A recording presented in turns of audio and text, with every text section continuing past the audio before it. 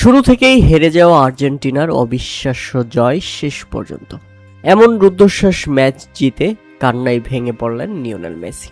আজকের ম্যাচে শুরুর দিকে যারা মেসির সঙ্গে আর্জেন্টিনা দলের সঙ্গে নিজের সেরাটা দিয়ে খেলতে পারেনি, তারা এসে মেসিকে সরি বললেন, মেসিকে জড়িয়ে ধরলেন, মেসিকে সান্ত্বনা দেওয়ার চেষ্টা করলেন।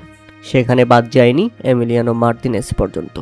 কারণ আজকে আর্জেন্টিনার গোলবারের নিচে তাকে খাপছাড়া পারফরমেন্স করতে দেখা গেছে।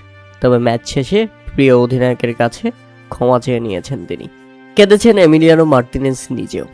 তবে মেসির আক্ষেপ একটাই, ব্যাক টু ব্যাক ম্যাচে পেনাল্টি মিস। কোনোভাবেই যেন তিনি নিজেকে সান্ত্বনা দিতে পারছেন না।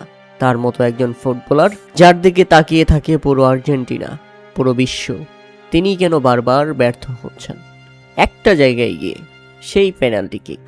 হয়তোবা মেসি ভাবছেন যে যদি আজ হেরে যেতাম পুরো বিশ্ব আমাকেই দোষারোপ করত। অথচ মেসি দারুণভাবে কামব্যাক করেছেন, একটা গোল করেছেন, একটা অ্যাসিস্ট করেছেন, দলকে দারুণভাবে জয় এনে দিয়েছেন। লিওনেল মেসি, আপনি শক্ত হন, সামনে আরও ম্যাচ বাকি।